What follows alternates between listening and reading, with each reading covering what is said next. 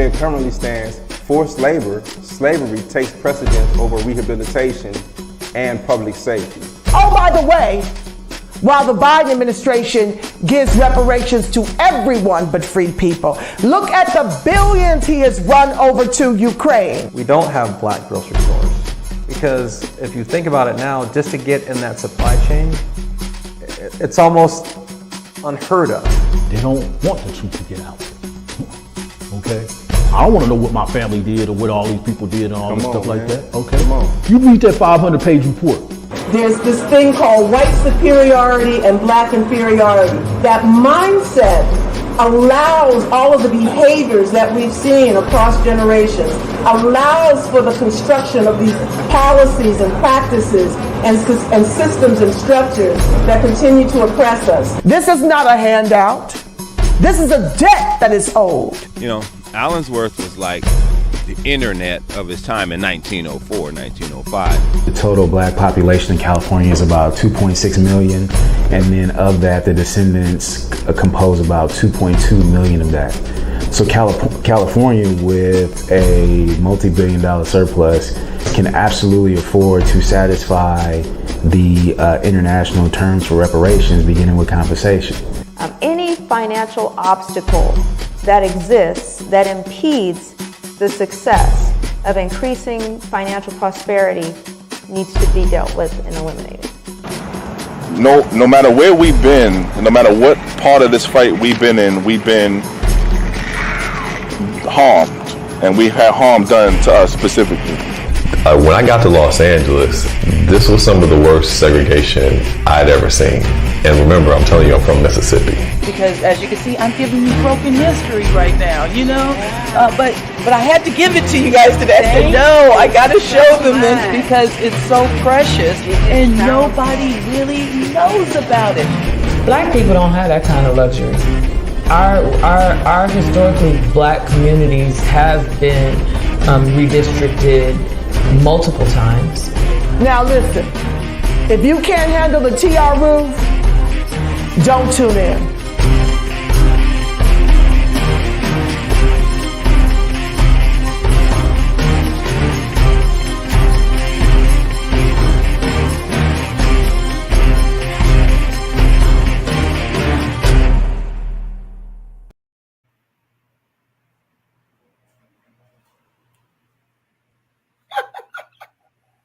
All right. That intro was fire in the motherfucking hole.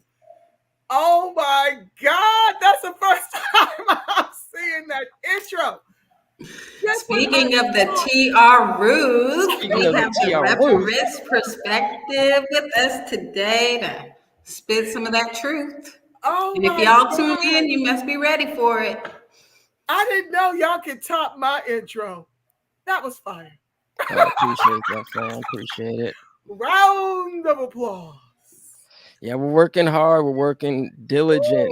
Still in the post-production of it, but and still last-minute interviews coming in. Man, it's been a real eye-opening and inspirational process. At least for me. I don't know, Cam, how's this process been for you in terms of the I mean, yeah, well, absolutely. I mean, because we're interviewing people who were there during the civil rights movement, 1964. And what strikes me, and I don't know why I'm surprised, but we're going through the exact same things now that they were going through then. And we're, in a whole civil rights era, but not much has changed. So. Yeah. And it was, shout out to, Angela Nirvana, the Reparations Perspective, for contributing as well. We have a lot of contributions from the Los Angeles area. We got Chad. An honor and a privilege. I'm so glad you guys jumped through hoops to accommodate my contribution. And just the snippets I've seen, I'm just happy to be a part of it. I am just over the moon, thrilled to be a part of it and to tell it like it T.I. is telling the TR Ruth. Okay. That's fire. You had some serious sound bites. I mean, you probably had about like 50 sound bites. But, I was just like, man, we got to choose one, Oh, yeah, man. I didn't realize how good it was till y'all put it together like you did. That was beautiful. I was like, damn, that was really, I like what I said. All right. Well, stay tuned, because we will be dropping the official documentary soon. I can't wait to buy it because it needs to be for sale. And Black folks need to cough up that cheddar to pay for your extraordinary work. Appreciate that. Are y'all still raising money for that? I need to put a little bit more skin in the game.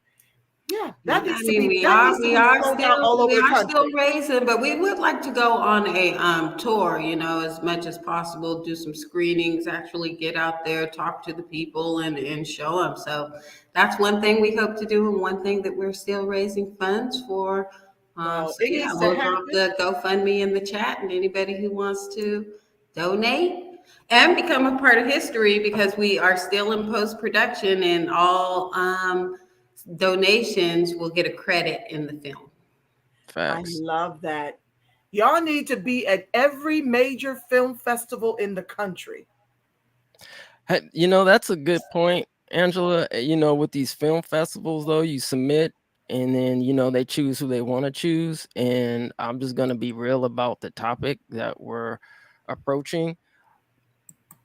I don't think people are just really ready for it, and when I mean people, I'm talking about even Black people, but specifically, the white main society and other non-Black groups. I really don't think a lot of them, some of them are ready, some of them are ready to engage and have that conversation. But I think most people are just trying to sweep it underneath the rug and pretend like it's not been there, Then perhaps, just like Juneteenth, we'll create our own and bring all of our historical films under one American Freedman Film Fest umbrella, akin to like the Pan-African Film Festival. Perhaps it's time for us to start our own. And if you'd like to have a committee around that idea, I'm happy to participate and to help. Yeah, because you worked in the industry a little bit in New York, right? Oh, yes. No. New York, and a teensy bit here. Once I had my gorgeous daughter, having a baby changes everything. You can't, the industry is a very selfish, you have to be very selfish, because especially if you're in front of the camera, you got to work out all the time. Even in the back of the camera, you guys know the work involved and the hours you must invest in making great production. Okay. So it's an industry that I had to be selfless when I became a mother.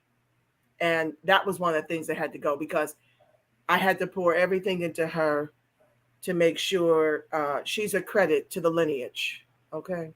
And you've done a great job from what I can see. Thank you. God is able, honey. God is good. The God within each and every one of us has risen to the occasion to make us an extraordinary lineage, despite the hate.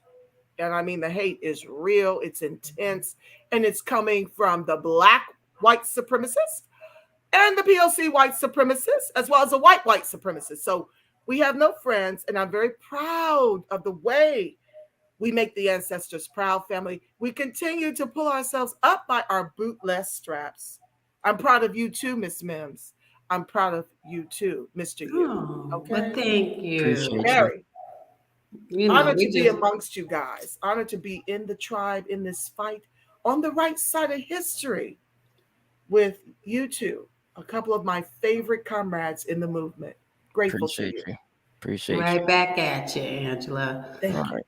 So let's get this show on the road, because we know Miss Angela, So some rundowns. The family's been busy all across the board. We have some events coming up still, starting with today, the LA team in SD, Politics in Black. They are going to be having a stream tonight with Priscilla Sterling, relative to Emmett Till. Going to be talking to her about the recent developments surrounding that case. And it looks like Isaiah Washington is another guest tonight. So be sure to tune into that, Politics in Black.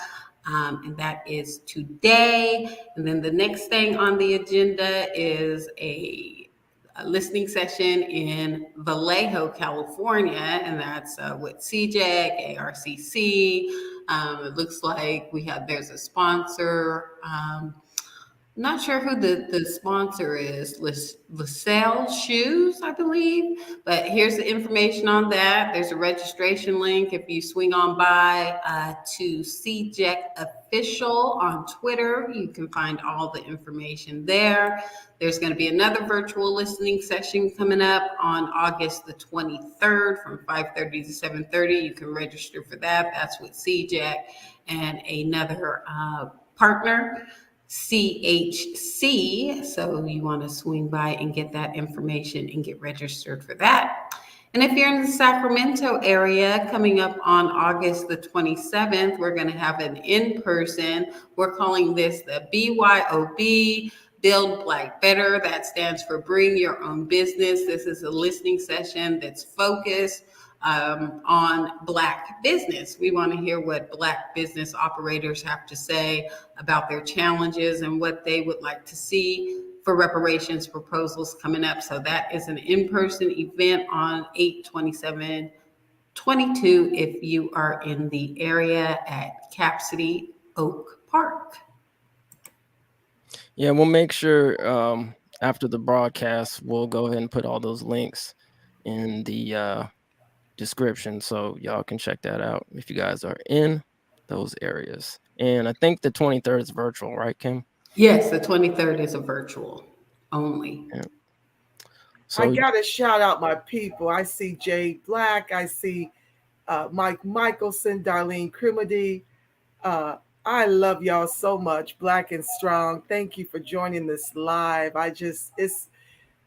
My heart just does somersaults to see some of the people in your chat. It's just rich. Thank you guys. Hey, family. Peace, fam. Peace, fam. So yeah, we're gonna get into it. Looks like we got some of the promos done. I'm not actually going to read some of these articles we actually do in the news. But I just wanted to mention, it looks like the GOP is trying to go in on the FBI right now. So I was actually going to go through this article, but we'll probably just table this the next time because, we have a lot of stuff going on. But, they're talking about, defunding the FBI, which is very interesting because, when it comes to, Black people specifically and other non-white people, all of a sudden we were talking about, especially during the George Floyd and prior to that the police needed to be defunded. Now all of a sudden they're talking about defund the FBI. I don't know if you guys want to have any opinions on that one before we jump in. I haven't really followed it, but just some comments that I've heard is the FBI was just put in place to enforce us anyways. I mean, what's the FBI really doing? Do we really even need them? Well, I always got something to say now. I was born to talk. Let's hear it. I just think the puckery of it all, really, it just is a gut punch that these white folks and immigrants alike always want to stand up and have issues when the very laws and the very institutions designed to keep the boot on the jugulars of Americans, Freedmen specifically, they get their panties in a bunch when it's actually used against them. Take the Mar-a-Lago. Mm-hmm. They raided Trump's home without any explanation. How many of our homes have they come in and execute us with qualified immunity? We were the ones to start to defund the police. And so they're not creators. They have no original thought. Everything we do, they tie themselves to it to then make it a banner for whatever little tiny thing that they have to undergo. We have been talking about defunding the police as we place Joe Crow in office, who is now appealing to Congress for $37 billion with a B dollars to hire more race soldiers. But Mar-a-Lago gets raided, and these hypocrites want to talk about defund the FBI. The FBI that jailed, assassinated, executed the Black Panthers. Okay.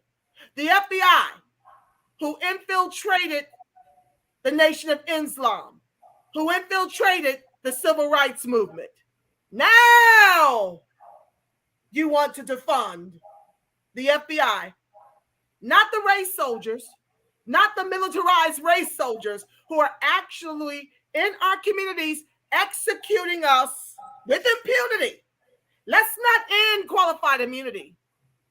Let's not defund them and get them the hell up out of our communities. But let's defund the police, Repugnaclans, because the FBI has raided Mar-a-Lago. Yeah, they treating Trump like a black man now. You would have thought he signed an executive order for reparations on his way out of office or something. But yeah, they're seeing how it feels now. So yeah, that's the only time that, you know, it matters to him. And you still have your lives, and you're still not under the jail, the Democrats nor the Repugnaclans, for your intentional neglect of the American freedmen, descendants of U.S. chattel slavery. We're still, nothing's changed, and that's why I say reparations is not just for slavery. Let's add up Jim Crow and accrued ongoing systemic racism, oppression, and disadvantage in the country our ancestors built with their lives. You know, the hundreds of trillions of household dollars that white folks and immigrants eat from. So I am sick of everything we do, from civil rights to affirmative action to defund the police, being white-splained every time they injure their baby toe. I'm sick of the hypocrisy. Anyway, I digress. All right, so you know, every once in a while, when you know somebody just brings like that fire,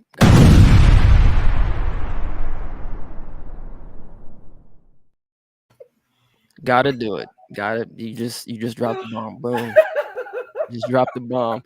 All right, fam. So let's get into it. I'm gonna play a video. And I'll hold some of these other. We got some promo videos that I wanted to run, but we'll hold that till later because I know Angela, we want to get into the topic. So let's I'm sure we played this video before, but we're going to play it again to let the family and us remind us where we're at in terms of the Freedman situation, especially with Yellen. So here we go. Been for me a true partner in this effort, the great Secretary Janet Yellen.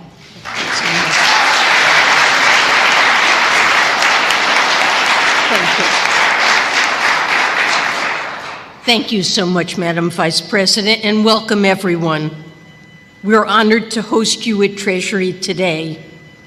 This is the Freedmen's Bank Forum, and I know most of us are familiar with the history. Founded by Lincoln in 1865 to help newly freed slaves build wealth, the bank's books were in shambles by 1874, largely because of poor oversight by a Congress that had waning interest in Reconstruction. Frederick Douglass, who had agreed to be the bank's president, tried to save it. He deposited $10,000 of his own money, but the show of confidence didn't work. The bank failed, and more than 61,000 African Americans lost their savings. There you go. Y'all just want to see me go the puck off today, huh? Y'all just want fire in the motherfucking hole. That's what y'all want. Okay. Yeah, Okay. I mean, we're just reporting the facts, but you know they've been awfully quiet on that announcement that they made. So did any money ever come out of that, or any resources? If so, the information is certainly not trickling down to the Freedman communities. I haven't heard anything. You're absolutely right. Once again, to my earlier point, they love to weaponize our atrocities to line their own pockets and to give away our reparations and protections to themselves and to the immigrants. Listen, and I'm sick of always having to say this, but I have to put a disclaimer. I am not anti-immigrant. I am anti the weaponization of immigration against free people to keep us tethered to the bottom of this Titanic as the anchor of this country with 3 Ks, capitalism with 3 Ks. Do you understand the words that are coming out of my mouth? For those in the back, did you get it? Did you get it? I don't know. Maybe not. So let's I'm not done. Oh, okay, go ahead. I just had to give the disclaimer. I just had to give the disclaimer. And for those of you, thank you for listen, because this is the only way y'all gonna see me is somebody invite me, because ScrewTube is messing with my channel. So I need y'all to subscribe, and I'm gonna try some things that ETM Media has suggested so I can get you the videos that I'm now back doing. Anywho, I digress. Like I said, they're always weaponizing our atrocities against us. These Mickey Fickies had the unmitigated gall to give our banks less money. You got the California bank and some bank out of DC having to merge. That's hilarious. Just to get to $1 billion. And folks are acting like that's a freaking come up. They're not lending that money to us. This bank in California, where 50% of the population is Hispanic, who do you think they're lending to? Okay? We're about 3% of the population. They keep lying and saying we're 9%. Lies. We're down from 17 to around 3, maybe 4%. And then you add the Black immigrants, maybe 5. Okay, the bottom line is this. Yellen and Kabami used the Freedmen's Bank Forum to make a Hispanic bank more wealthy than ours. And this Mickey Ficky took the microphone down there and said of the 126 ethnicities under Latina umbrella, he's planning to take over North Carolina because that's where their bank is. So they weaponized our atrocities to pretend like this Freedman Bank Forum was going to, we don't need no Mickey Picky loans, okay? We don't need that. We need grants and we need hard cold cash. I don't need no more programs. Y'all give with the left hand and take away with the right to give to everybody else like you did the civil rights and the affirmative action. Put me my Skrilla direct deposit in my accounts the way you took our reparations for this pandemic and gave it to everyone direct deposit into their accounts. That's what you do. So what they did at the Freedman Bank Forum, I don't know anyone that's American freedmen that actually benefit from the bazillion of dollars they poured into that program. But I sure do know a lot of immigrants who are getting to come up, threatening to take over the South because homes are very affordable there. North Carolina, listen, go and rewind that whole entire session and you will see them give that Hispanic man, I can't even remember his name, the microphone. And this is what I cannot stand about these immigrants. They get everything given to them so that they can pull themselves up by their bootstraps because they give them boots. They give them boots with our tax dollars. Okay, let me tell you, and I'm bringing an episode on this one. It's a sidebar, but I'm on a roll. Okay, do you know that these Democrats have made speaking Spanish and being new to this country a fucking disability in order to give these illegals Social Security that they never paid into?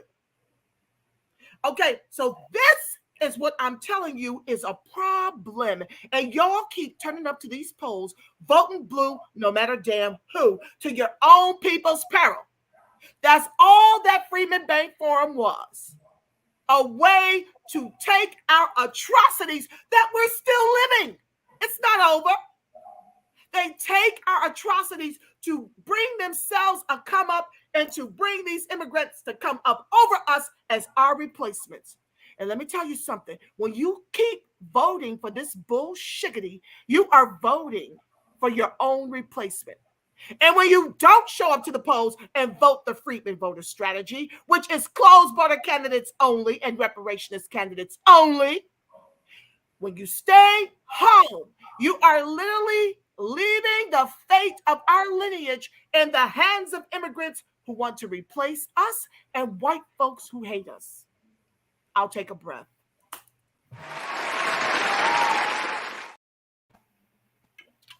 Yeah, it's, it's amazing when you see the atrocities historically and present that happen specifically to the Black community and how like everybody just seems to ignore it, right? So hopefully, the California Reparations Task Force, I haven't read the 500-page report yet, just been kind of busy. Eventually I will get to it. I know, shout out to Chris Lodgson. He's been reading the report, and also to the CJEC family. Shout out to them. And Miss Kim's, I think you're actually contributing as well. Aren't you? What section are you reading right now? Section 5 on housing. And actually that is the section that Chris will be reading on Monday. So also put that on your calendar. It'll be at Twitter Spaces, and it is the housing section. All right. Yeah, we'll definitely put that in the description. So yeah, family, once this finishes broadcasting, we're going to put all these links in for y'all, and you guys can do your own research. So you got lots of homework. Lots of homework. That's what we do. We're always in school. We always need to be educated, right? Because just because you went to school or, you think you got your academia hat on doesn't mean that you stop learning, right? Actually, as a matter of fact, I think we learn more outside of school. I'm not saying education isn't good. Get your school on. But I personally feel that we actually learn more outside of school than we do within school. So. Yeah. And to your point, just really quick, Angela, yeah, but at least I see that at least there's starting to be an awakening when they pull the jig is up on this, using our pain for everybody else's profit. At least now, they're getting a groundswell of pushback when they try these little stunts. And I think that will, hopefully that'll help to mitigate some of this activity. You are so right, Kim. It just pleases me through and through that our grassroots reparations movement has started something. We have set the country on fire. Another shout out to CJEC for accomplishing the disaggregation of that data out here on the West Coast. Yep. I couldn't be prouder, I couldn't be prouder. I am just over the moon thrilled at the pressure we've been putting on the state of California, because everybody's watching. Don't get it twisted. And you are so right, Miss Kim. That doesn't mean we can get complacent, though. We still got to watch every single thing that they do. Yeah. We can't get comfortable, but ever. But guess they are on notice. They are on notice, and this is a fight we'll be fighting until they cut that Skrilla in the quadrillions direct deposit to our accounts. So just know we're in this for the long haul. We not giving in. We ain't giving up. We ain't giving out. And no, you don't get to have a fire sale and put our shit on the bargain basement on the clearance rack.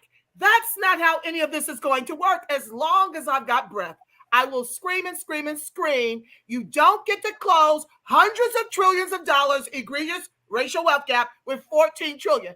No, sirree, no. That's an absolutely not. That's never going to happen. And guess what? It's not our fault the debt is so high. You should have left us to our 40 acres and a puck a mule. But you couldn't do that. You couldn't even do that once we pulled ourselves up by our bootless straps and built 5 50 Black Wall Streets throughout the entire country. Yeah, I got one better than that. Y'all shouldn't have kidnapped us. They did not kidnap us. Please understand, these African immigrants were selling slaves long before they sold us to the Europeans. And don't sit up here and cry, Argentina, about how you didn't know it was going to be as heinous as it was. You know the white folks, you know you sold us for liquor and material or whatever the hell you was on. Stop the bullshit. Everybody was not kidnapped. We are here because of tribal wars that clearly our ancestors lost, and they sold us to exchange for stupid shit. And then they want to sit here and now make apologies while not allowing us dual citizenship in some cases, not allowing us to buy land for 100 years once we get over to Africa, and yet everybody wants to go back. To hell with that. I want my heaven right here on the earth or in the U.S.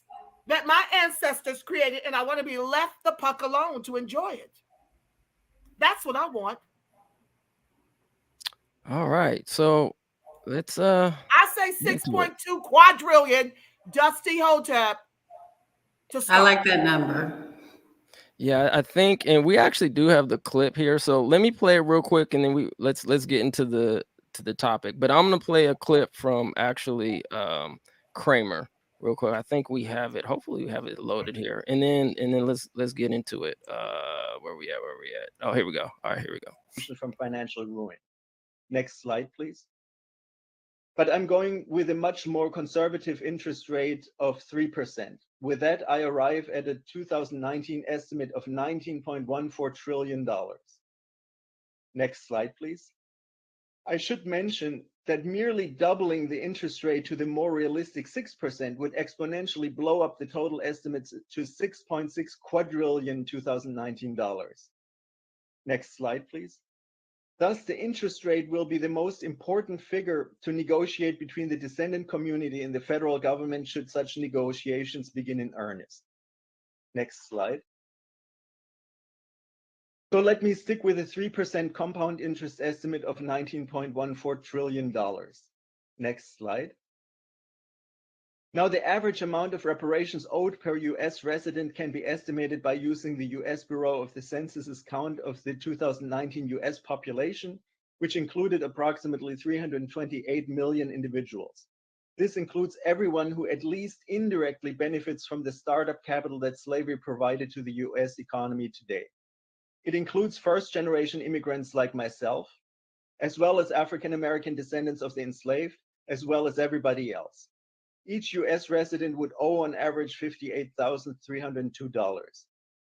African-American descendants of the enslaved in the US would receive reparations in a larger amount, and the net amount, if you subtract that $58,000, would be $406,785 per eligible recipient in 2019 dollars.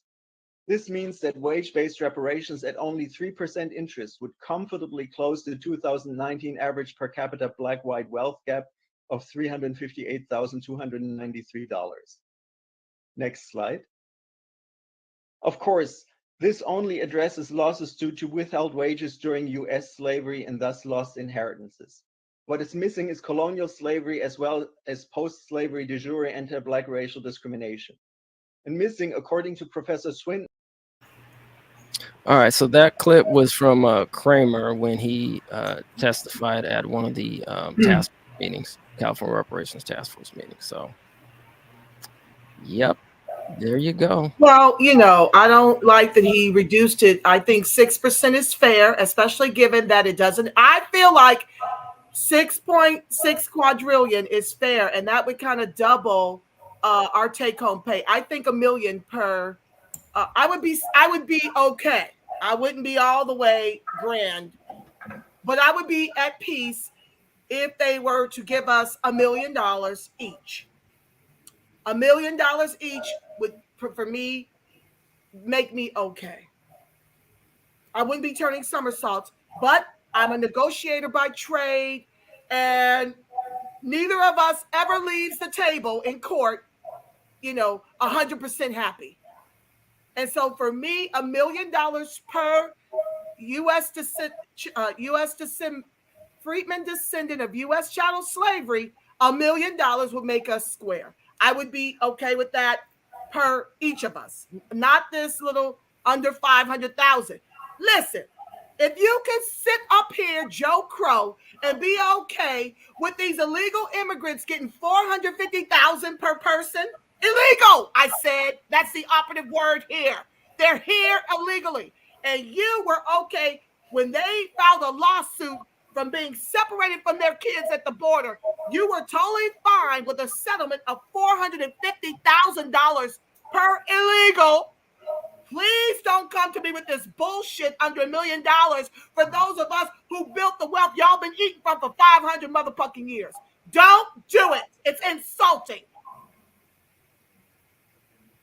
All right. So just posting some of these comments up here. Thank you, everybody, for coming through. Really appreciate you for taking your time out to listen, possibly give some input on this topic. So greatly appreciate you. All right, so let's go into while we're here. So the California African American Freedmen Affairs Agency, this is actually from the 500-page report that we pulled this information from. This is a suggestion from the task force commission or committee. I don't know. I mean, we'll have to confirm. I believe they're going to put this in the proposals this is the interim report, but the final report, hopefully they'll put this in there and maybe they'll add on to this because I think some things need to be added on to. Angela, we have like about 10 minutes to go. Okay. This will probably take about like 5 minutes to read. Okay. Should we kind of just get into the suggestions while you're here? Since you have a heart out. You can go ahead. I'm gonna stick around for a few more minutes. I'll just be a little late. Let's do it. Are you sure? I'm positive. Okay. I'm enjoying myself. All right. My anger gets ish done. This is what fuels me. Okay. All right, I go down mad and I wake up mad. And it helps me. Go ahead. All right. Yeah. If you have to bounce, then do your thing. We appreciate you. All right. So the California African American Freedmen Affairs. And I guess I'll just take this slide, Kim, if you don't mind taking the other one. Take it away. Here we go. California African American Freedmen Affairs Agency, to establish a cabinet-level secretary position over an African American Freedmen Affairs Agency tasked with implementing the recommendations of this task force. The role of this agency is to identify past harms, prevent future harm, work with other state agencies and branches of California's government to mitigate harms, suggest policies to the governor and the legislature designed to compensate for the harms caused by the legacy of anti-Black discrimination and work to eliminate systemic racism that has developed as a result of the enslavement of African Americans in the United States. The agency should include the following: a branch to process claims with the state and assist claimants in filing for eligibility, a genealogy branch in order to support potential claimants with genealogical research and to confirm eligibility, a reparations tribunal in order to adjudicate substantive claims for past harms, an office of immediate relief to expedite claims, really like that one, a civic engagement branch to support ongoing political education on African American history and to support civic engagement among African American youth, a Freedman education branch to offer free education and to facilitate the free tuition initiative between claimants and California schools, a social services and family affairs branch to identify and mitigate the ways that current and previous policies have damaged and destabilized Black families. Services might include treatment for trauma and family healing services to strengthen the family unit, stress resiliency services, financial planning services, career planning, civil and family court services. A cultural affairs branch to restore African American cultural historical sites, establish monuments advocate for removal of racist relics, support knowledge production and archival research, and to provide support for African Americans in the entertainment industry, including identifying and removing barriers to advancement into leadership and decision-making positions in the arts, entertainment, and sports industries, a legal affairs office to coordinate a range of free legal services, including criminal defense attorneys for criminal trials and parolee hearings, free arbitration and mediation services, and to advocate for civil and criminal justice reforms. A division of medical services for public and environmental health, a business affairs office to provide ongoing education related to entrepreneurialism and financial literacy, to provide business grants, and to establish public-private reparative justice-oriented partnerships. All right, thank you for that. So that's currently what I believe the task force or the commission is thinking about. I don't know. So disclaimer, I don't know if they got some of the information on this channel. Could be not, but we did actually have a Freedman Bureau think tank previously as well. And if they did take some of this concept and ideas from us, then great, and hopefully they'll implement that. If not, and they came up with this concept and idea on their own, good for them too, So Angela, what do you think about that in terms of like the first initial steps in this right now? I like the direction it's going.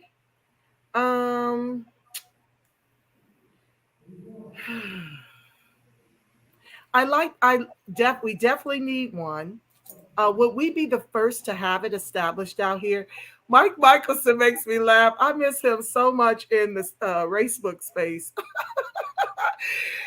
He tickles my funny bone. Okay, so there was a couple of points I had, but I was trying to listen to everything, and I had a couple of things that needed to be included. Okay, one of them I remember was surrounding the entertainment. Do you want me to go put up the slide again? Not just yet. Let me get this one thought at, and I want you, the part you read from the beginning. There was another thing that struck me, but I was trying to keep up with everything you was reading. This is what strikes me about that entertainment piece, you see. That's kind of the thing that Ice Cube is on, all right?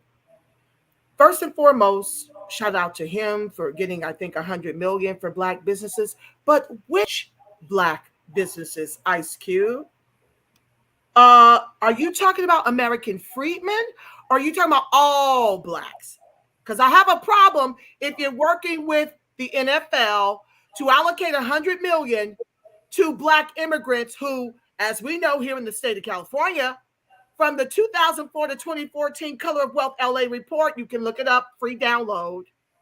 African Blacks were 60,000 liquid to Freedman Black 200 liquid. So I need specificity when you're doing things for American Freedmen.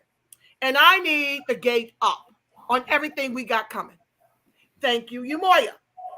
So in this same report, African Blacks who were 56% educated to our 44% degree earned, I think, $115,000 was their median income to U.S. Black here in California, L.A. in particular, $53,500. And the Hispanics back in that gap were 17% degreed, and their median income was $50,000. They got to be within $3,500 of our median income when we were 44% degree to their 17% degree. But I digress. Trying to keep up with all my thoughts. That piece on entertainment, if they don't have some provisions in there about white money in support of these diabolical lyrics that are ushering us off to prison and into the ground, then I don't really know about coddling industry, an industry that's white money owned, that is only in place to indoctrinate us and to have us executing each other.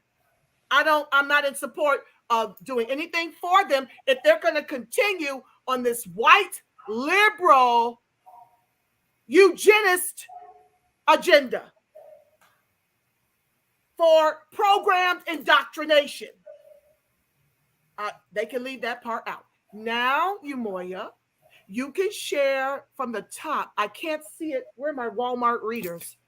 I can't see it, so I need you to read it from the beginning just a little bit because I had another point and I lost it focusing on that point. Okay. So, Angela, it sounds like your issue with the entertainment carve out and the task force recommendation is that it would still be housed under Hollywood, and they're just looking for advancement within there. I know when we did our breakdown on what a Freedman, we said we want a whole Freedman film office.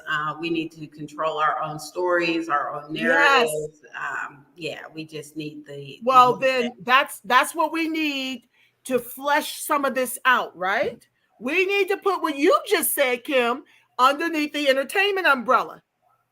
See, I'd be cool with that, but I'm not cool with these eugenist lyrics by these rap artists.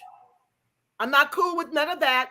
I'm not cool with having my daughter have to turn off the Proud Family because they're putting that agenda in the Proud Family now.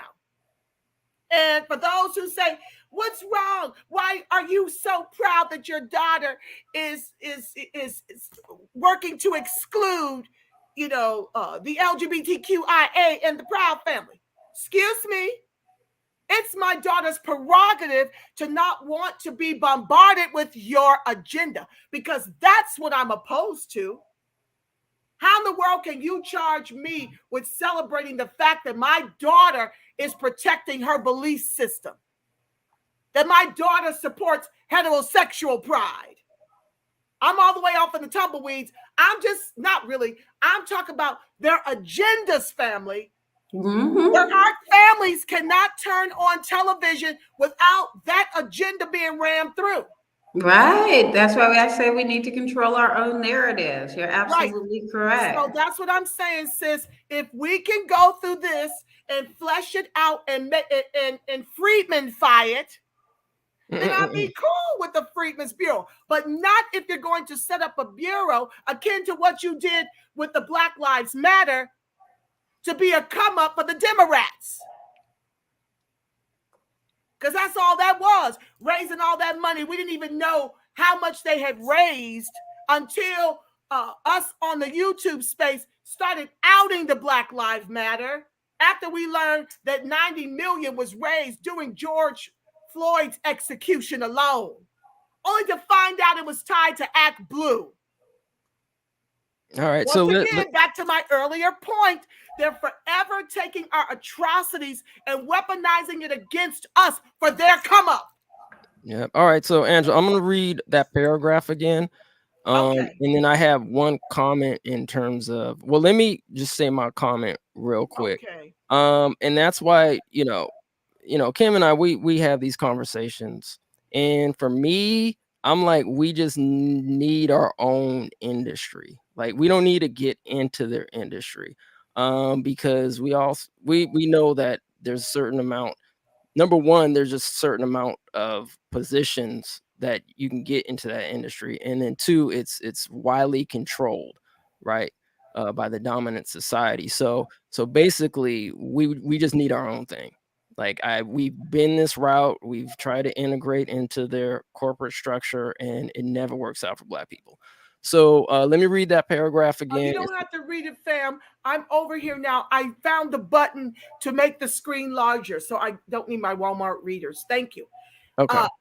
Okay, this part about the Cultural Affairs Branch to restore African-American cultural historical sites, establish monuments, advocate for removal of racist relics, support knowledge production and archival research, and to provide support for African Americans in the entertainment industry, including identifying and removing barriers to advancement into leadership and decision-making positions in the arts, entertainment, and sports industries. Okay.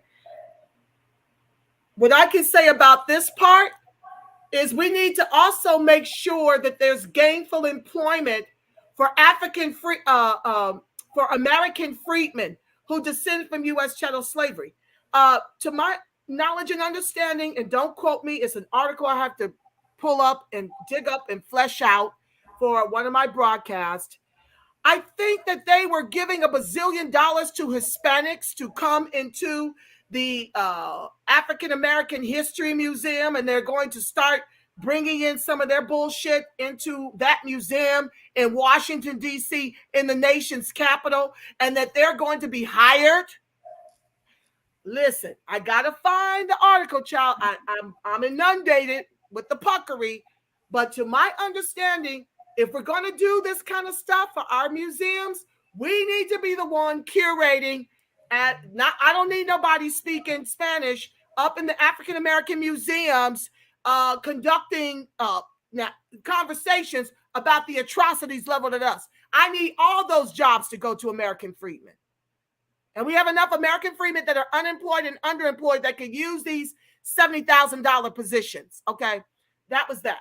I want to weigh in. Okay, I'm going to read this part. A legal affairs office to coordinate a range of free legal services, including criminal defense attorneys for criminal trials and parole hearings, free arbitration and mediation services, and to advocate for civil and criminal justice reforms.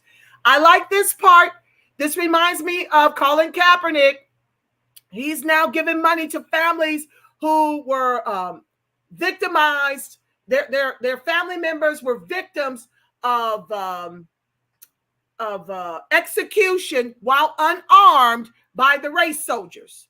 And what he does is because they're constantly talking stupid stuff. We just had a recent hanging down here in LA. I have to get the story out, where the woman was not only hung, but she was burned.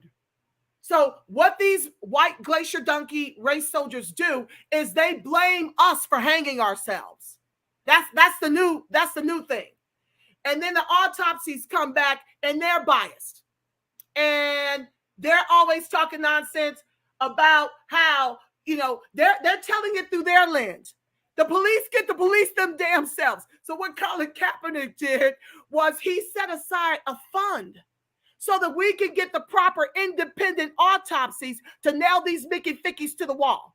So I say that to say that this is going in the right direction right there. A division of medical services for public and environmental health. Once again, I need you to make sure these doctors are American freedmen. We know what's been happening to us, okay, especially as pregnant Black women dying, giving birth. We know what's happening in the hands of you white folks that hate us and you immigrants who want to replace us.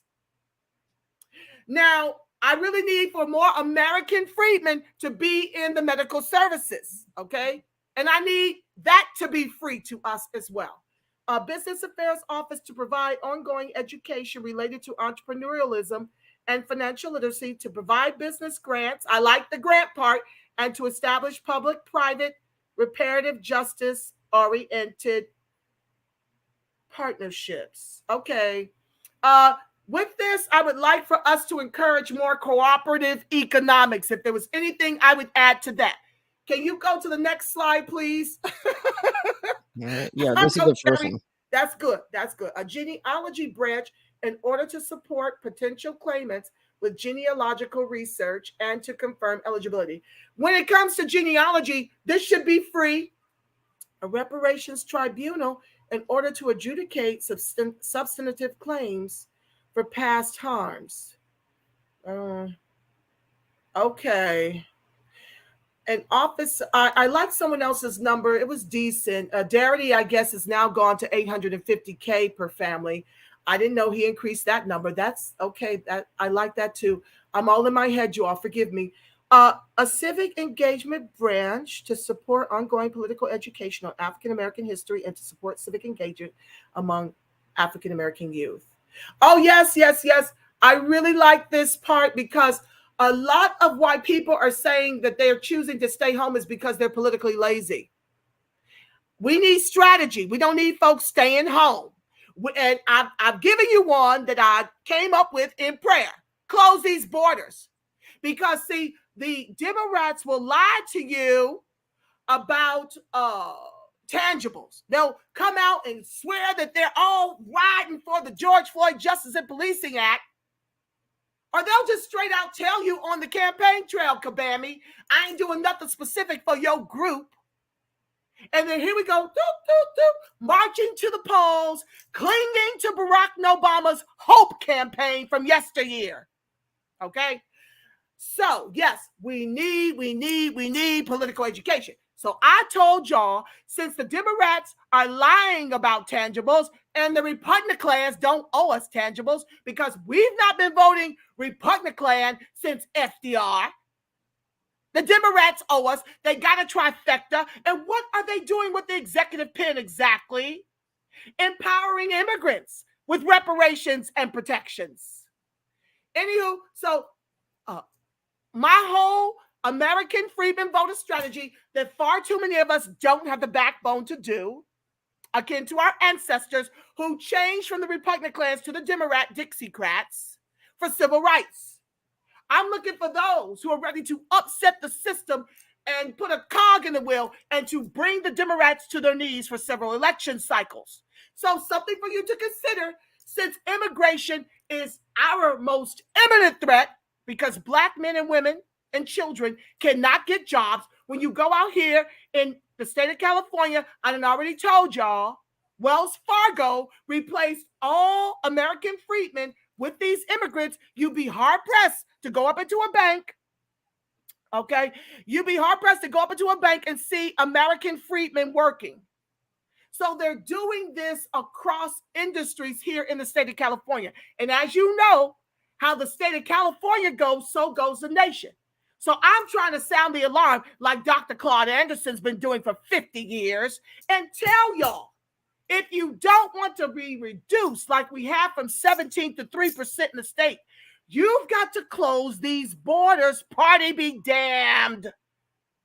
And those are the candidates that I'm recommending after I prayed about it. This is the only way to continue to go to the polls to vote blue no matter damn who will be to your own people's ethno-genocide and replacement. Anywho, back to the text. A Freeman education branch to offer free education and to facilitate the free tuition initiative between claimants and California schools.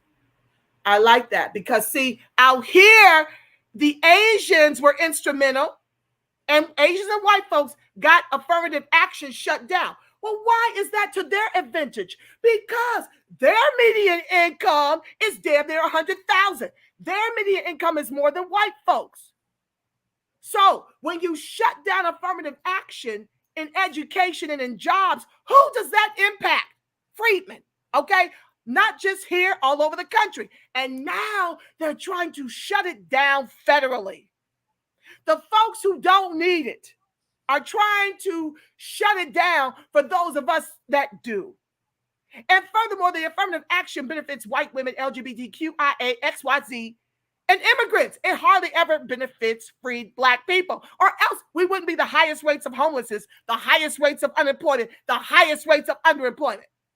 So we absolutely need, as a part of this, to have it be free to American freedmen, because everybody else down in this piece can afford to educate their children. A social services and family affairs branch to identify and mitigate the ways that current and previous policies have damaged and destabilized Black families.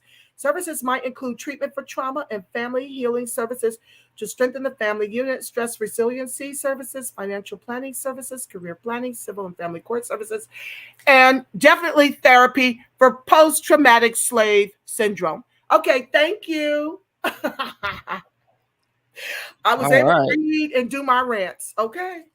Appreciate that.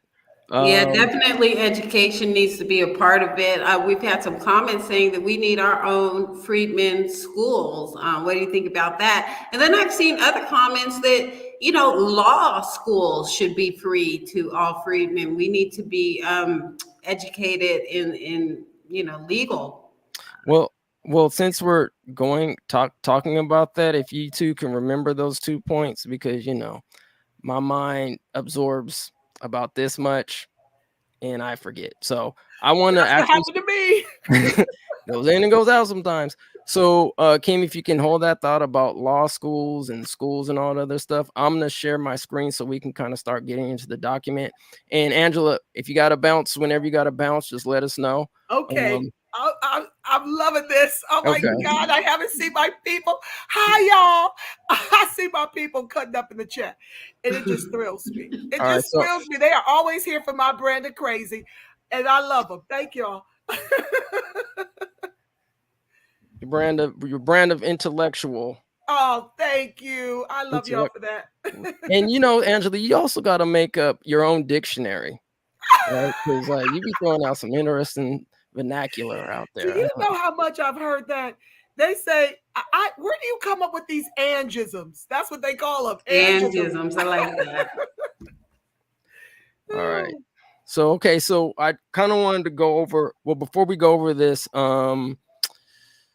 let's see. So, Kim, what did you mention? Can you guys see my screen? Yeah, well, I mentioned about the schooling that we need to have legal education, like law school. Law school should be free for all. Freeman, as a matter of fact, law should be taught at the elementary. I mean, very young. You need to know what your rights are. Free law school. Mm-hmm. And then law education. And Kim or Angela, if you guys can check out the chat, and fam, if you guys want to start putting in some additional ideas in the chat for us, we greatly appreciate that. I'm gonna start doing my typing here. Okay, so free law education for from a very, very early age, elementary school. Kindergarten, preschool. I mean, they need to learn politics early too. Politics, yes, too. Pre-K politics. And the reason I tell you that is because, sadly, they're not teaching any of this in the schools out here. Y'all know in the state, they're not teaching our children about their legacy, their lineage, their contribution to building the infrastructure of this country. They're not being taught that. So my daughter got a scholarship to a Division I state school out here. And so I literally had to go through the classes being offered to get her Black politics, to get her Black free speech and education, to get her, what else did I give her? Urban and city planning. Put that on there. Put that on there. Yeah, urban and city planning. We need more Black people majoring in urban and city planning so that they will stop redlining us into environmentally racist tenement housing and environments and neighborhoods. You know, until, of course, they're ready to take it over. Then they come in with the cleanup crew. So we need more Black children to know what urban and city planning is so they can aspire to careers in urban and city planning. But yeah, so these are some of the courses that I'm so excited for my baby to take her freshman year in college so she can learn about ourselves at a predominantly Hispanic institution out here. Okay. When you go to these state schools, they're going to be mostly white and Hispanic. We're very, very few in number, unless you maybe go to a Cal State Dominguez, and you're still not going to boast the same numbers, because when they got rid of affirmative action out here, you know, when Prop 209 came through, you'd be hard pressed to find many of us able to afford to go to these state schools even. It is a hot ass mess, and it costs $20,000 a year for room and board. It's more than tuition and books just to have room and board at these state schools. Which of our children out here can afford that? So anyway, I digress.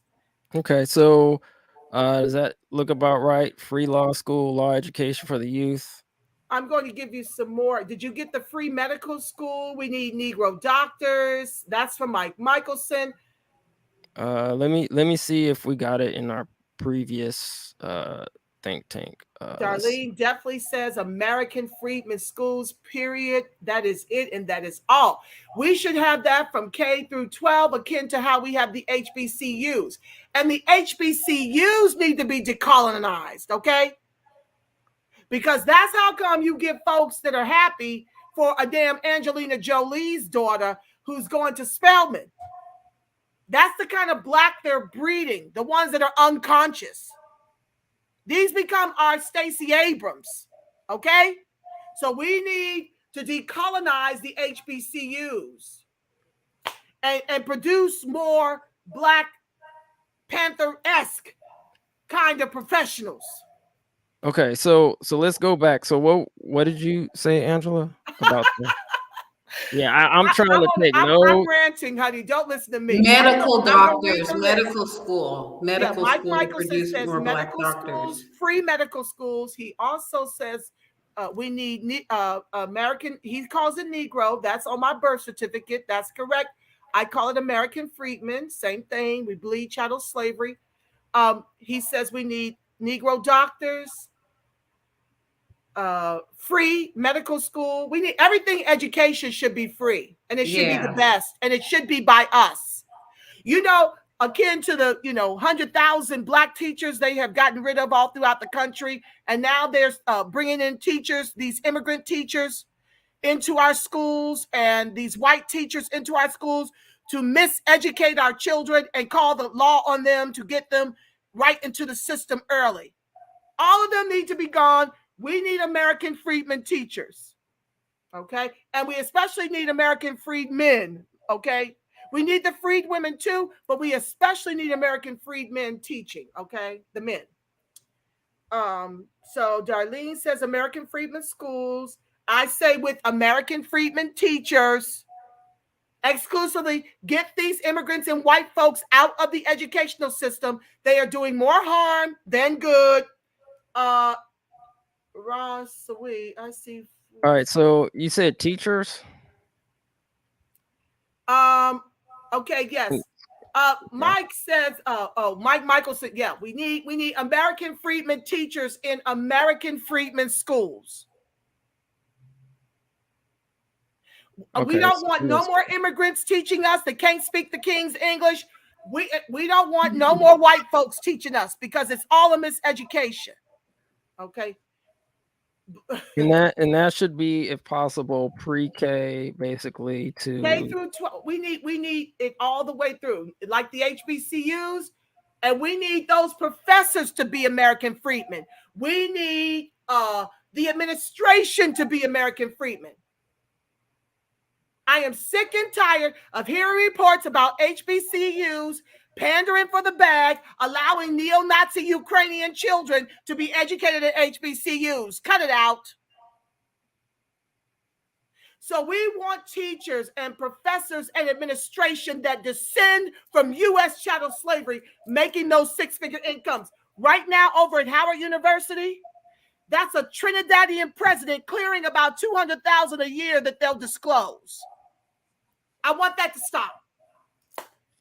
So, Angela, this office needs to happen pretty quickly in California because, we're moving forward with our reparations initiatives out here. Do you think that there's enough pool of talent to put this together quickly to staff all of these institutions, in your opinion? Yes. Okay. Yes, I do. I don't know the data, but I know that we have quite a few teachers, American free teachers who aren't teaching right now. And if they knew that there was an office designated to give them gainful employment at $75, $100K, because we need to pay them a California salary, okay? That's what we need to be fighting for, California salaries.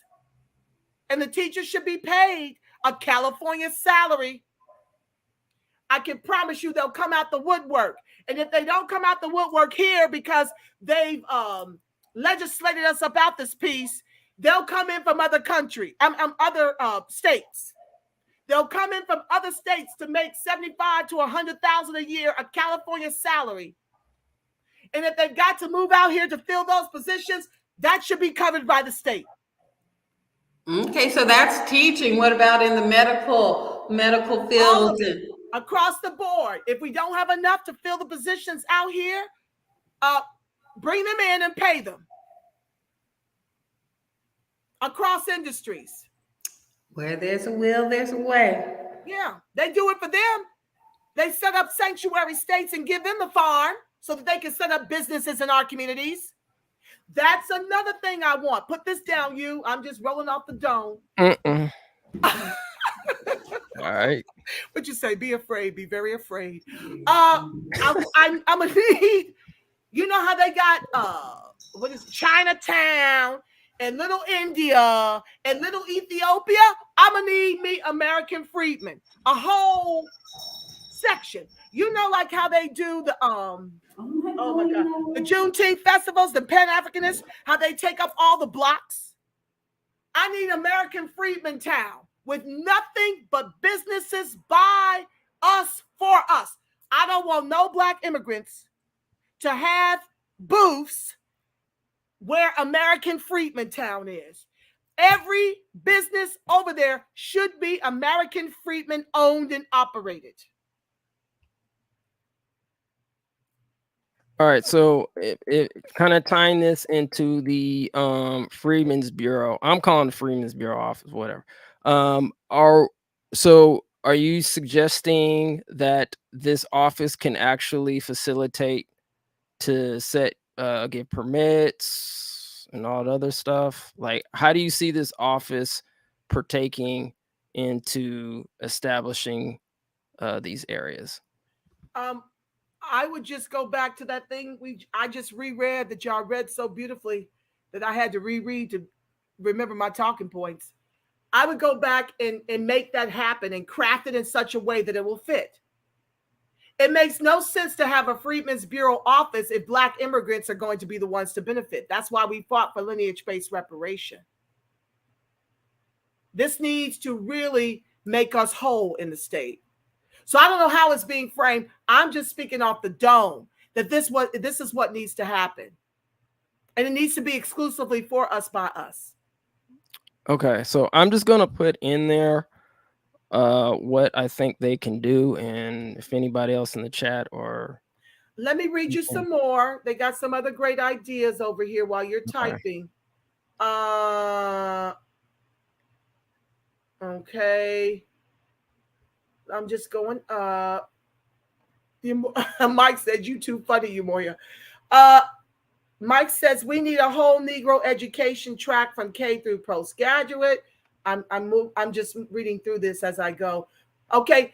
KS Reloaded says, we need consumer protection from exploitative businesses. That's Asian-owned weave stores, Chinese fast food, Arab-owned liquor stores, payday loan stores, check cashing services, rent-to-own furniture. Mike agreed with that. Dusty Hotep, Stacey Abrams is a stunt double for Gabby Sidibe. Dusty Hotep, that is not what we're doing right now. Don't have me read that silly stuff and crack me up. Okay, Mike Michelson says we have to recruit for those positions. We have to recruit, even if it means bringing in people from other parts of the country and setting them up with a housing and a salary to take over these positions. Freedmen Bureau should have offices in every international embassy and United Nations. Yes, Ken Keisha Miller, you're absolutely correct, but we're just dealing with the state of California. We're going to be prayerfully the prototype for what you just mentioned.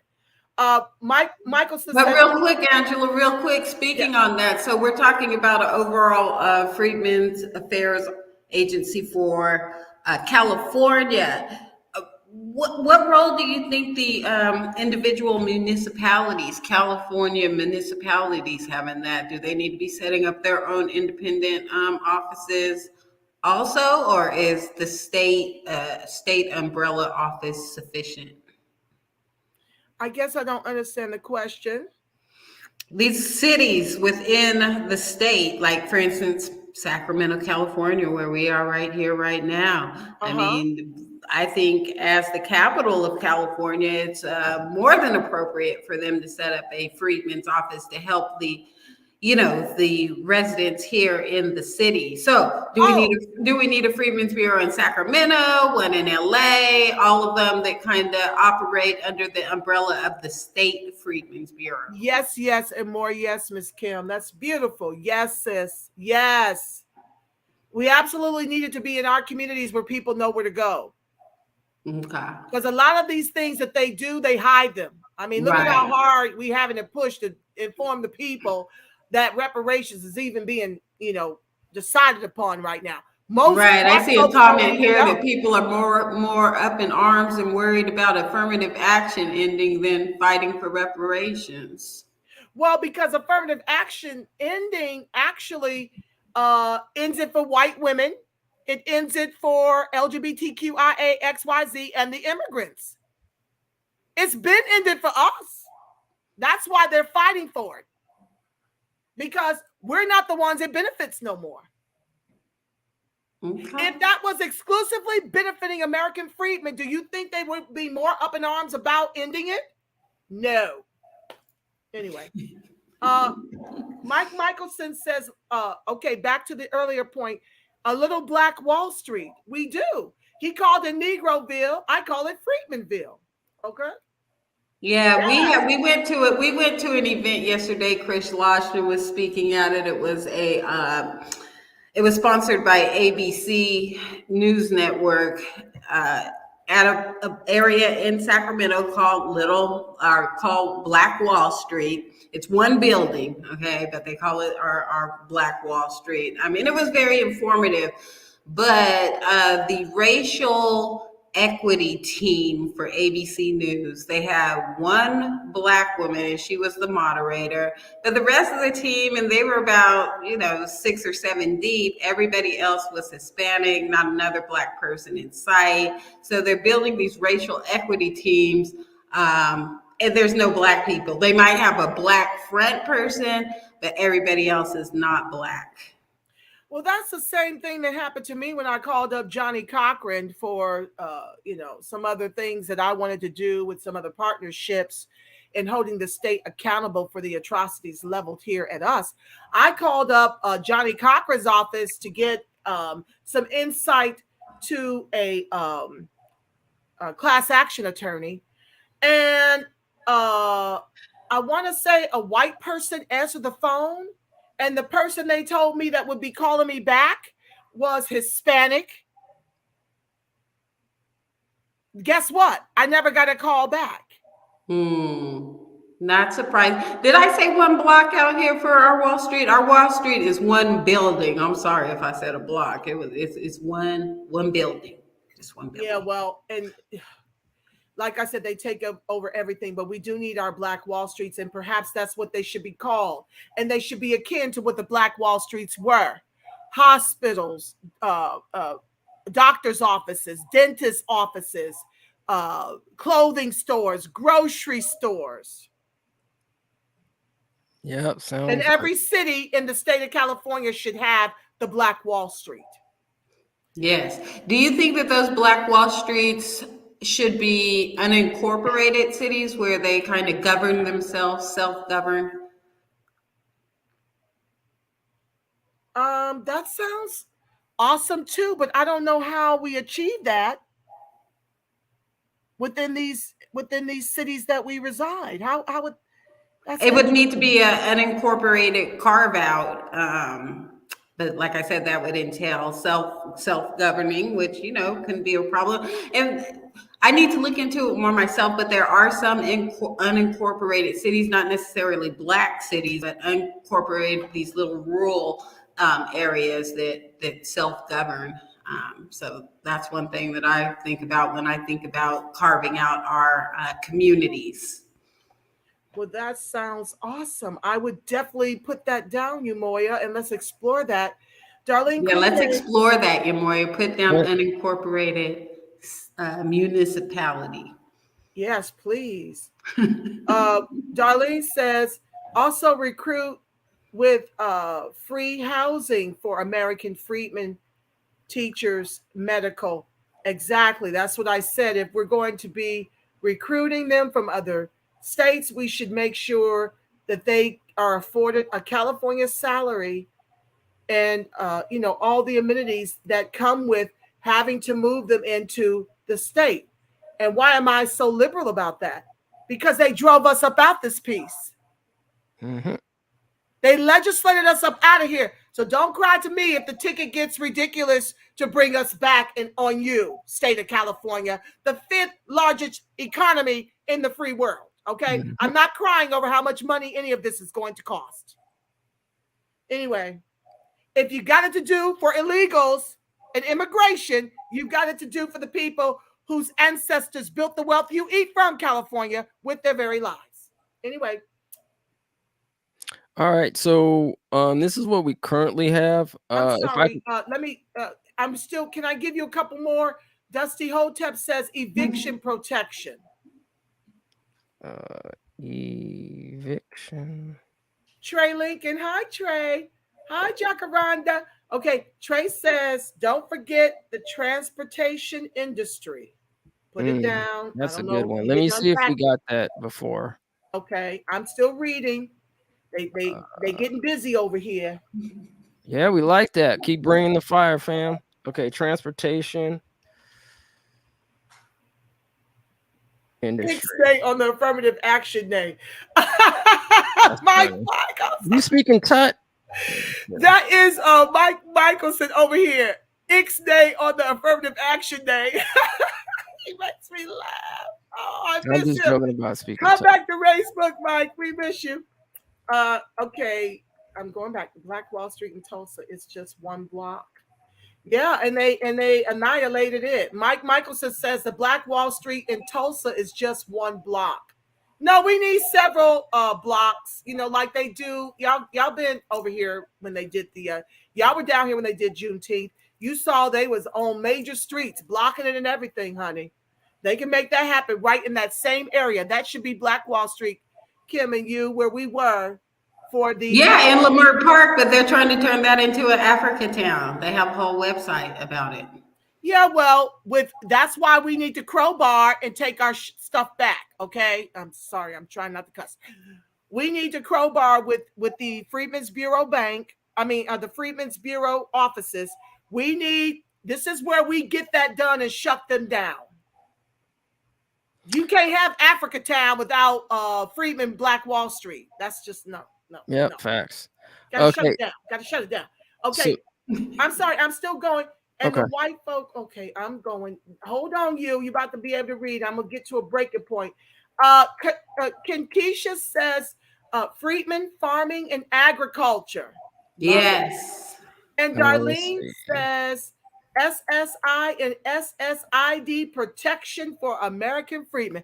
Boy, you got the smartest audience on the planet.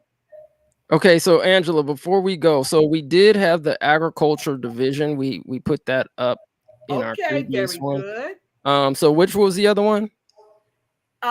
Freedman. Okay, you got the SSI and SSID protections for American freedmen. All right, so I'm assuming that means Social Security. And Social Security disability, I would think. Yeah. And Citizens Edge says free entrepreneurial startup costs. I think that they have that, but okay. Thank you, Citizens Edge. Y'all so smart. You see? Protections. Lord have mercy. They're just brilliant. I love them. And so it was Social Security protection. Social Security and disability. SSID and disability protections for American freedmen. Oh no.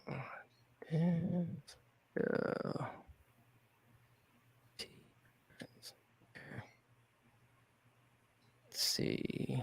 Highly favored says, oh, I like that. Leimert Park still have the gate around it. I hope not. Yeah, they got Africa got it on lock. That's all you saw at the darn Juneteenth festival. Yeah, we were there. Saw the big gate around the park. We had thank God for Gates CJD. They had the only real Juneteenth flag waving there. Everything else was Caribbean colors, okay? Caribbean and African colors. So we got to take our stuff back because they have lost their ever-loving mind to think any of that is okay. No, we got to usurp it with this. They will not make that into an Africa town. That will be Black Wall Street. That's exactly where we need to land, and we need to have it be as big. You know how it spilled over, you guys, to the other streets? There was another street back of Leimert Park. Was that Crenshaw? I can't recall. They need to just corner that whole section off and make it a Black Wall Street. And we need to do similar in Black communities all throughout the state. And then, yeah, in addition, I mean, I know we're not talking about federal or other states, but yeah, I mean, other states can definitely use this template. Let me give you this one because it put something on my mind. Mike says, and we shouldn't be able to be fired without a whole process. Yes. Let me tell you what comes to mind.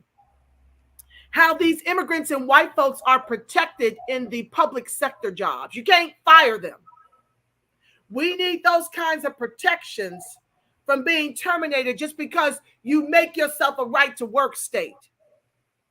I was on a job recently and the man says this isn't working out. When I appealed to him as to why not, he says, oh, I don't want to get into all of that.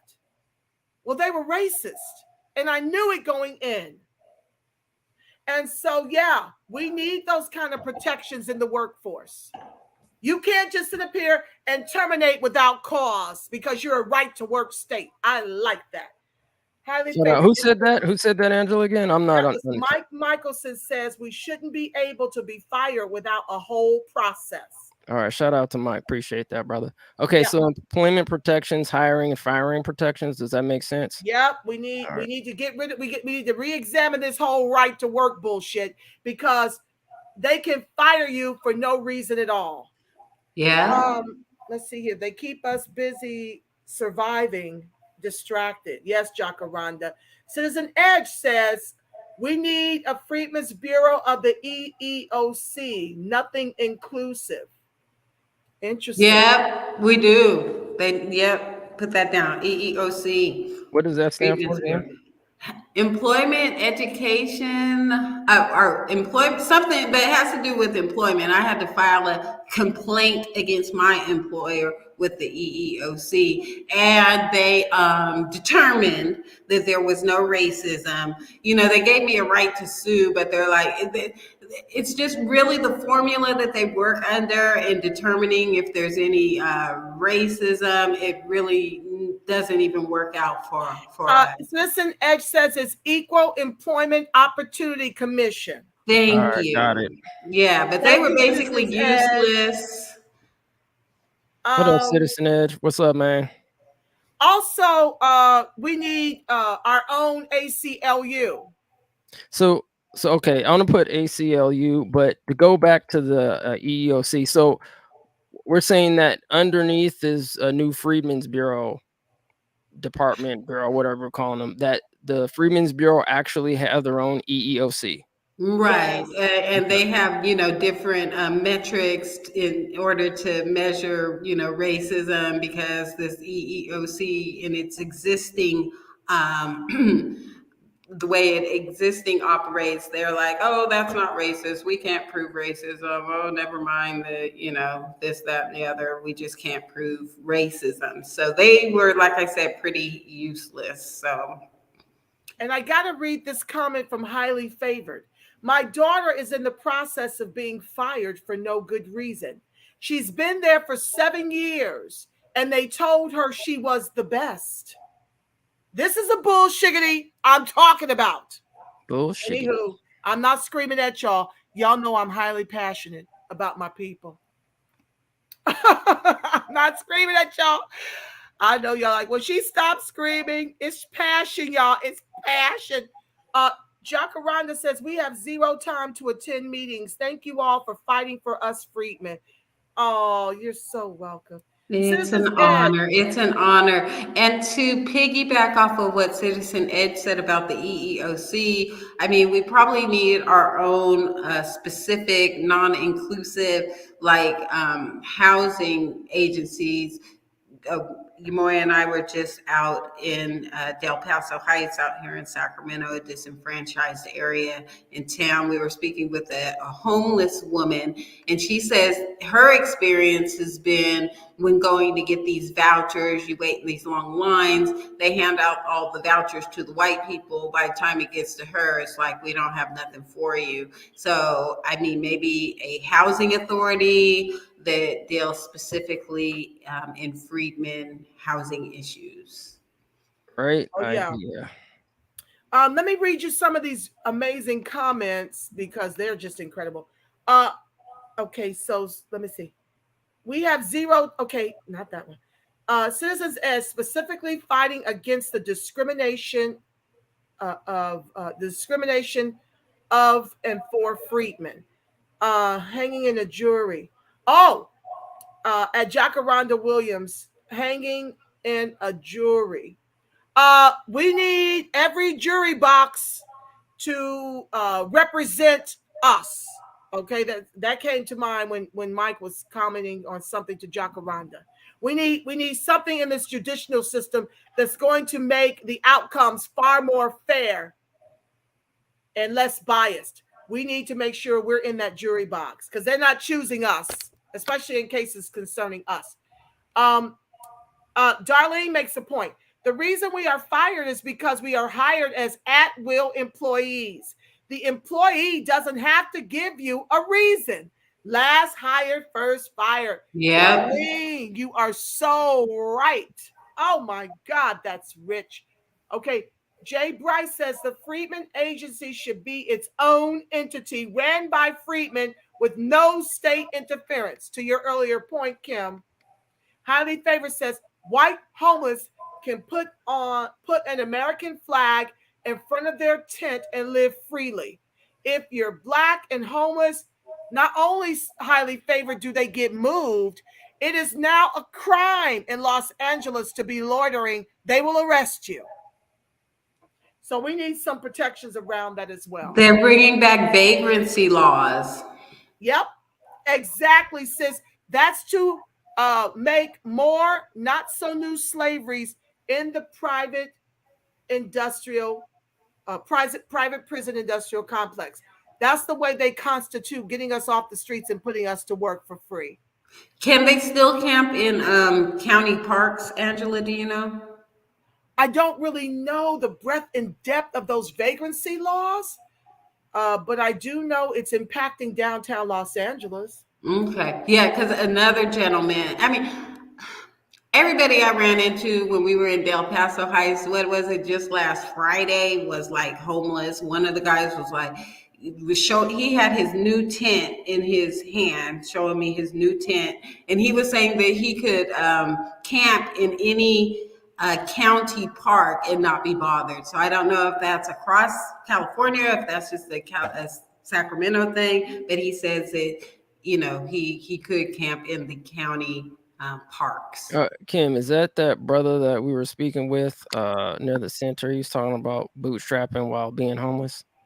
That wasn't him. That was an older gentleman that I was speaking to before. But yeah, and then we met another younger guy, and he was also homeless. And then went down the street, and another woman, and she was also homeless. And these are all Black people, and like, yeah. Well, NPR just did a special on how we're being evicted en masse all throughout the country. And this is mostly single Black women with children that are losing their homes. Mm-hmm. During the pandemic. I told y'all on my broadcast that, you know, under Barack Obama, half of us lost the only wealth we had to bequeath our children, our homes. And I told them from the beginning of the pandemic that this would wipe out the rest, that this was going to usher us to 2053, where we're going to be rendered wealthless. And it's happening. And the news is not reporting on it. It's happening silently. Black Magic Mike Michelson said debt peonage is what it is. Highly Favored said in Sacramento at Miller Park, white people have riverfront tents. And they get their vouchers when they need to go clean up at a hotel.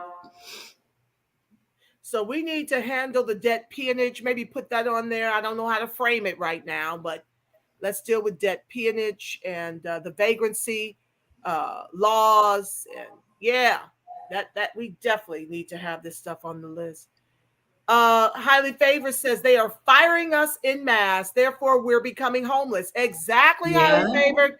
If you've been to any one of my broadcasts, I share with you guys about how the racist Wells Fargo, if you're banking there, you need to leave. They're the ones who fired all of they were making up reasons to get rid of the blacks, mostly American freedmen, some black immigrants at Wells Fargo Bank, to replace us with whites and immigrants, mostly Hispanic, because we're 50% Hispanic now. And now what they're also doing to keep us out, and it's not considered discrimination, is that they're requiring us to be bilingual. And even when you speak Spanish as fluently as Pedro, you don't have the complexion for the protection to get the job.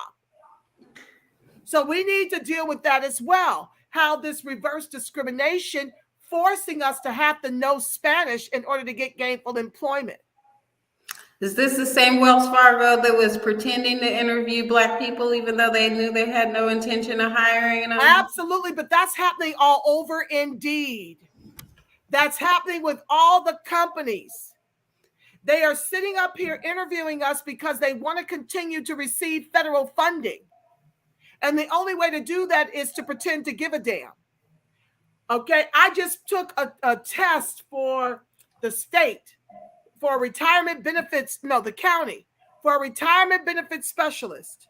And they admitted, oh, these test scores are really, really great. But guess what they said in the interim? We might give you a call. See, all that discriminatory bullshit is because we have no capital at the hiring tables, no social capital. And when we do, they're there to do the white and immigrant bidding, akin to Karen Bass, akin to Auntie Maxine Waters, akin to, what's that other Lee? What's her name? Barbara Lee. You got a lot of black white supremacists doing their bidding in elected office, taking care of the Hispanics and the white folks while we are being legislated about the state. That's what's happening. And so we have no social capital at the hiring tables. That's why I've got my child majoring in business administration management with the emphasis on entrepreneurship. So she don't have to have her hand out and will be in a position to hire her own American freedman as part of her staff. She wants to be either a orthodontist or a dermatologist for American freedmen, you see. So they're doing a number, honey, to make sure, you're absolutely right, highly favored.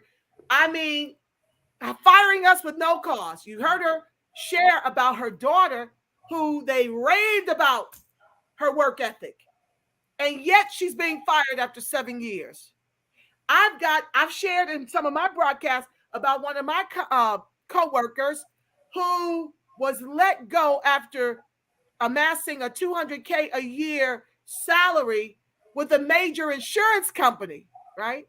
She was let go and they put in place a white gay male. And they told her that she could be a subcontractor for a fraction of what she once earned. She had been with this insurance company for 20 years. And while we were having this conversation, we were in the courts. And there were we were having a conversation about the election. And you know, that wasn't boding very well because the white girls were sitting across from us and she's a sister. Come to find out, in the midst of that conversation, she called the young. I mean, this girl must have been in her 30s, and my sister friend is in her 50s, maybe early 60s. When she referred to this woman as her boss, while we were having this exchange on the upcoming impending election, right? When she called her boss, I looked at her. And when we got a chance to break away from the table, I said, why did you call her boss? She said, that's because that is what she is. She says, I've got an undergraduate degree, a master's, and a law degree, 20 years experience at a major insurance carrier. And when I put in to be promoted to management, they hired her instead of me. This is what's happening to American freedmen in the state of California. Yeah, and when you talk about social capital, that doesn't always help either. I know someone who said that his black boss straight out told him, "No, I'm not going to promote you because that will look like I'm giving preferential, treatment." And the guy was like, "Well, they do it all the time. So what are you talking about?" So, even sometimes people get into those positions and they don't want to look like they're, being showing any kind of preference to their own people.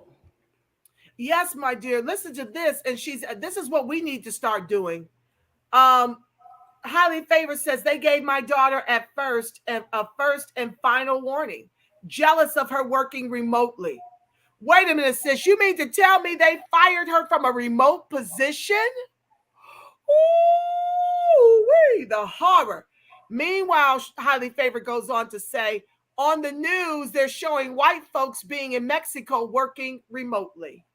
Oh my God. I was going to suggest we go out here and work remotely, but they're discriminating against us even in that field. And Highly Favored just prove it. Her daughter was working remotely 7 years and did a great job, and now they're firing her. While white folks luxuriate in Mexico working remotely. It's all over the country, says Mike Michelson. At Kim, when I worked and was a supervisor, I hired black all the time. Well, praise God for you, Darlene. Yes, thank you. Mike Michelson says, yes, Kim, we were perpetually vulnerable. Mm-hmm. We have no friends, family. Y'all, I hate to do it to you, but I got to go. Okay, we'll probably get ready to wrap up here anyways. We have some more thoughts to expand on our, original. Maybe we'll get these over to the task force, see if they want to add on to their list of recommendations. But, I think we're headed in the right direction, fam. Thank you for all your input. I put in construction services as well. Yes. I got to get back to building. Yeah, building and so forth. So I'm gonna save this. All right, and then let's Cut the Check says, I like that hashtag, darling. That name is fire. Even Kaiser Permanente Stockton, California position telecommuter customer service requires you to be bilingual. I haven't had any updates yet. Straight discrimination. Mike Michelson, Angela, love you, sis. Thank you for all of your contribution. Thanks for having the broadcast to spill the tea. Oh, I want to thank ETM for having me here. I want to thank my comrades who have kept this chat funny and who have kept it litty. Y'all the reason why I got all this fire in my belly. Thank y'all so much. Yeah. Thank you, as always, for being here. We'll see you in these reparations streets. Yep.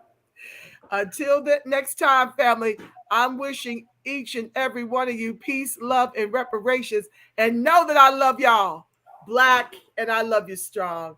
Peace. All right, Angela. Thanks for coming. We appreciate you. Absolutely. All right, bye. All right, fam. That was Miss Angela Nirvana, aka the Reparations Perspective, joining the call and joining the conversation. So we definitely appreciate her and her contributions she always makes things lively. All right, family. So if anybody wants this document, I'm gonna put it in the chat. ETM Media Group at gmail.com. And Kim, can you put it up? I know we have it somewhere, right? Our email address, if you don't mind putting it up somewhere while I'm typing. All right. If anybody wants this document, this working document. Oh, you know what? I'm going to share it just real quick because it was very interesting. We kind of have to see the timeline on this because I noticed that some of the things that were on this list that we had actually were part of their suggestions for the Office of Freedmen Affairs. So let's see here. I'm going to time. So let's go. Did you find the email somewhere at the? It looks like you already put it in there. I put it in the chat, but I mean, for the Where am I supposed to put it? I think we have some like banner or something like that. Oh, the banner. Yeah, do we have a banner? We can put it up. Okay. While you're putting up.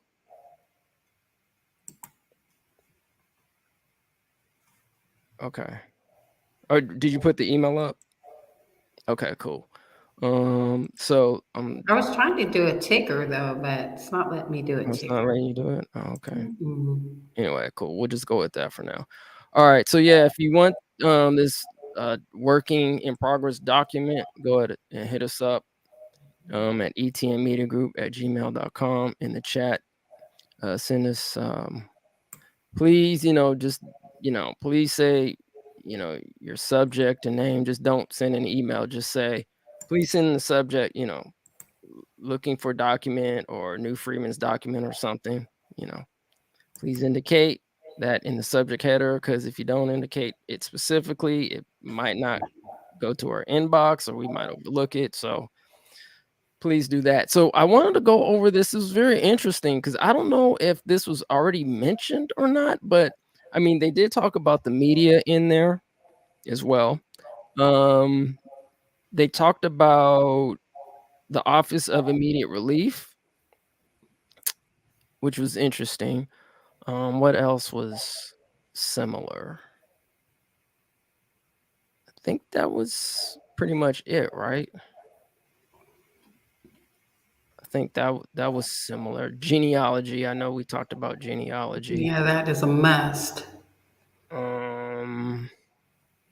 What else was similar? Family services, but I mean, they're really just the core things that we know we need in our community. So, of course, there's going to be some crossover, but hopefully, we can provide a few new ideas.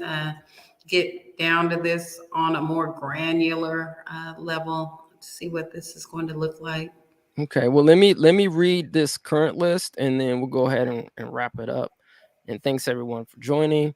Okay, so for now, this working document, we're just calling it Freedmen's Bureau Affairs, State Freedmen's Bureau, Film or Media Commission, Daily Media Outlet and Input, Membership Requirements, Genealogy Department, Genetic Division, Free DNA Testing, Office of Immediate Relief, Reparations Tribunal Administration, One Stop Shop, Police Brutality Division, Deal with Prison Industrial Complex, Life Insurance Program, Employment Center, which we actually did talk about, but we just wrote it down there anyway.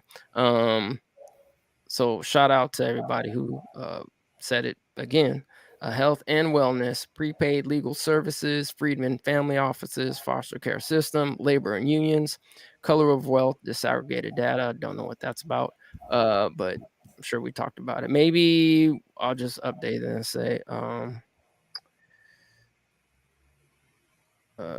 data. I mean, I'm sure we're talking about exactly what it says, disaggregated data. And we've, moved the first step in that direction too out here in California with the state of California disaggregating data for state employees, which is now a law. Yeah. Well, I mean, I'm just trying to put it in kind of its proper context because, I mean, when you just say color of wealth, disaggregated data, what does that exactly mean in terms of like what this agency can do, right? So I'm just trying to make sure that it kind of makes sense in this context. So I would just say kind of have a data department, maybe. Okay. Agricultural division, watchdog groups, anti-defamation, which I believe that's the ACLU, right? Isn't that what they do? The ACLU or ACUL? What are they called? ACLU. I mean, good question. I think that's what they do. So I'm gonna put that up. Where's the watchdog? There. Okay. Where else? Okay. Freedman Police Department, Freedmen's Bank, centralized agency, financial backing. Okay, so I actually added Historical Restoration Society, and Freedman Tours Agency. I know Freedman Tours Agency, Kim, this is something that you've talked about plenty of times. Yes, I want to, go around to all the historical sites like Allensworth. A lot of people have never seen them. Find out where the historical sites are and put together tours to go visit them. Conferences. It could be part of tourism agency, Black Historical Sites Tourism Agency. Tourism is another agency that's really inclusive, not inclusive, exclusive. It's just a bunch of white people. All right, and so today was added free law school, law education for the youth, pre-K to adult, learn politics and political legislation process. Yeah, I don't know how we would term that. I don't know if that'd be like a agency who would handle that, or I don't know. I just put the notes down. Yeah, we need a full-on Freedman tourism agency. Exactly. Yes. With So what about this? conferences and everything included in that. I'm just gonna put down agency here. I don't know how to word this right now. Learn politics. I'm just gonna put this politics or political legislation process agency, education agency. Let's see. That makes sense. I mean, that makes sense. Yeah, we can leave it like that, but I thought political education was going to be wrapped into actual school. But like I said, this is a blank slate. We're coming up with all of this together, but I just would like to see political education just wrapped into the school curriculum. Okay.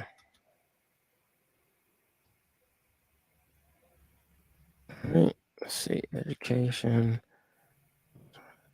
agency. Okay, so education. Where was the education piece? I know we had that somewhere, right? Where was the Freedman schools? Then wasn't that somewhere up here?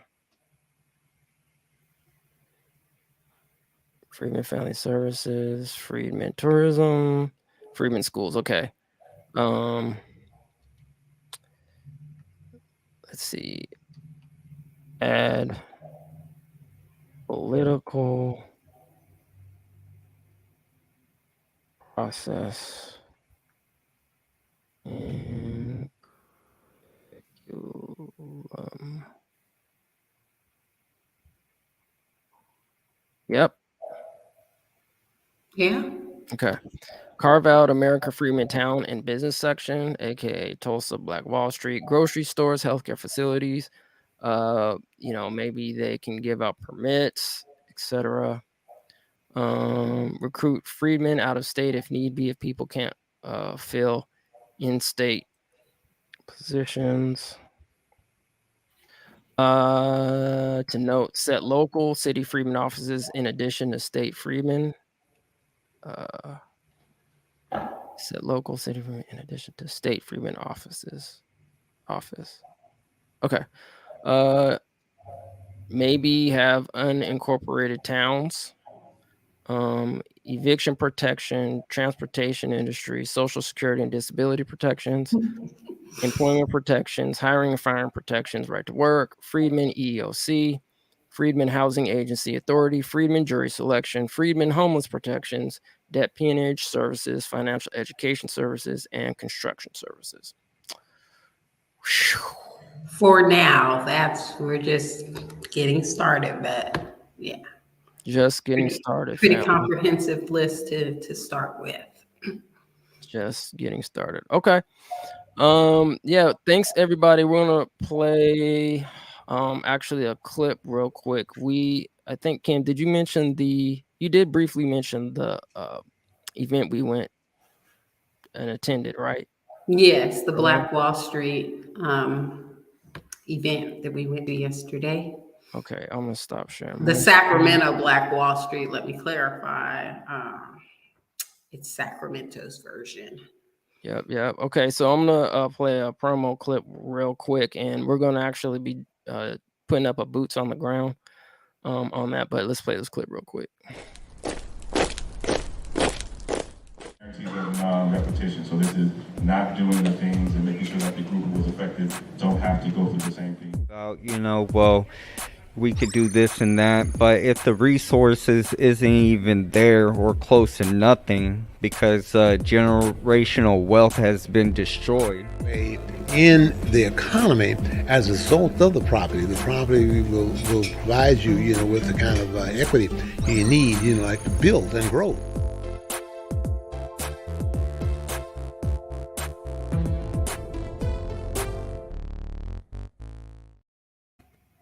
All right, so that's something that we're working on right now.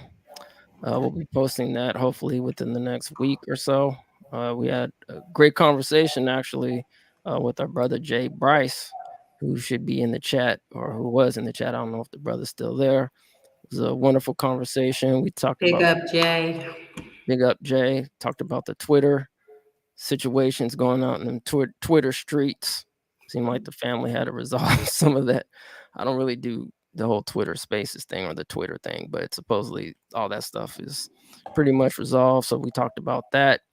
Also had a good conversation with a family friend of mine and his wife, who I guess they highlighted in, what was the film called again? Sacramento, Wall Street.